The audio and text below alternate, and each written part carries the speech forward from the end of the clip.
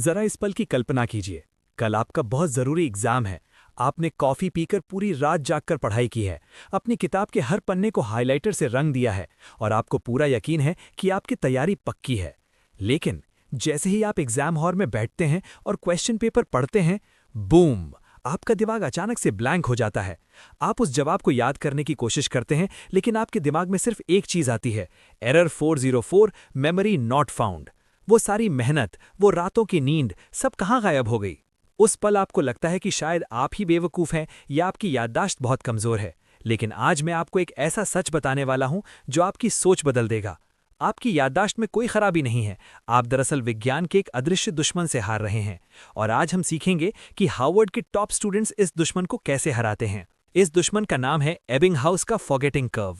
विज्ञान के अनुसार कुछ नया सीखने के सिर्फ 1 घंटे के अंदर ही हम उसका 50% हिस्सा भूल जाते हैं और 24 घंटे के अंदर लगभग 70 से 90% जानकारी हमारे दिमाग से गायब हो जाती है। लेकिन ऐसा क्यों होता है? क्या हमारा दिमाग हमारा ही दुश्मन है? बिल्कुल नहीं। कल्पना कीजिए कि आपका दिमाग एक बहुत ही स्मार्ट ईमेल इनबॉक्स है। दिन भर में आप हजारों चीजें देखते और सुनते हैं। आपका दिमाग इस सारी रैंडम जानकारी को जंक मेल या कचरा समझता है। वो इसे तुरंत कूड़ेदान में डाल देता है क्योंकि उसे लगता है कि आपको भविष्य में इसकी जरूरत नहीं पड़ेगी। जब आप एग्जाम से एक रात पहले रट्टा मारते हैं यानी क्रैमिंग करते हैं, तो आप जबरदस्ती एक ऐसे सूटकेस में कपड़े ठूस रहे होते हैं जो पहले से भरा हुआ है। दिमाग इस जबरदस्ती वाली जानकारी को सिर्फ शॉर्ट टर्म मेमोरी में रखता है। इसीलिए एग्जाम रूम से बाहर निकलते ही आप सब कुछ भूल जाते हैं। यहाँ ज्यादातर स्टूडेंट्स एक और बहुत बड़ी गलती करते हैं, पूरी रात जागकर पढ़ना यानी ऑल नाइटर। आपको लगता है कि जागकर आप ज्यादा पढ़ रहे हैं, लेकिन विज्ञान कुछ और ही कहता है। सच तो यह है कि जब आप जाग रहे होते हैं तब आपका दिमाग जानकारी को स्टोर नहीं करता। आपका दिमाग पढ़ी हुई चीजों को शॉर्ट टर्म से लॉन्ग टर्म मेमोरी में तब लॉक करता है जब आप गहरी नींद में सो रहे होते हैं। रात भर जागना खुद को फेल करने का सबसे तेज तरीका है। इसीलिए स्मार्ट स्टूडेंट्स पूरी रात नहीं जागते। वे रात में फोकस के साथ पढ़ते हैं और फिर दिमाग को उस जानकारी को सेव करने के लिए 7 से 8 घंटे की नींद लेते हैं। तो फिर इस फॉरगेटिंग कर्व को कैसे हराएं? इसका सबसे शक्तिशाली मनोवैज्ञानिक हैक है स्पेस्ड रिपीटिशन। इसे अपनी पढ़ाई की गार्डनिंग तकनीक समझिए। अगर आप एक पौधे में एक ही दिन में 10 लीटर पानी डाल देंगे तो क्या वो तेजी से उगेगा? नहीं, पानी बाहर बह जाएगा और पौधा खराब हो जाएगा।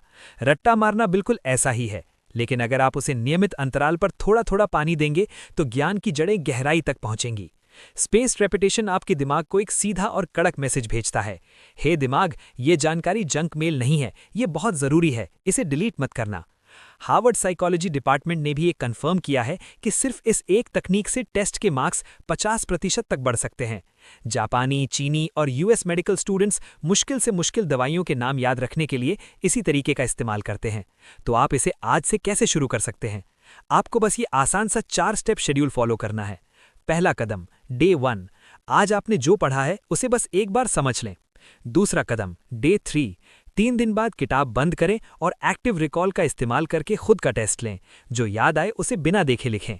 तीसरा कदम, डे 7, ठीक 1 हफ्ते बाद बिना नोट्स देखे फिर से अपना टेस्ट लें। चौथा कदम, डे 14 और 30, इसे 2 हफ्ते और फिर 1 महीने बाद दोहराएं।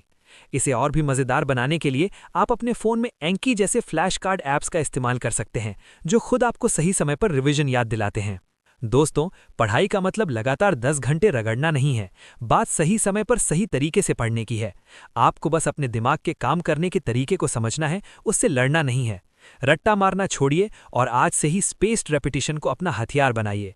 आपकी पढ़ाई में जो बदलाव आएगा वो जादू से कम नहीं होगा। आज ही इस तकनीक को अपने सबसे मुश्किल सब्जेक्ट पर ट्राई करके देखिए। अगर इस वीडियो ने आपकी आंखें खोली हैं तो मुझे कमेंट्स में आई विल लिखकर वादा कीजिए कि आज के बाद आप रट्टा नहीं मारेंगे।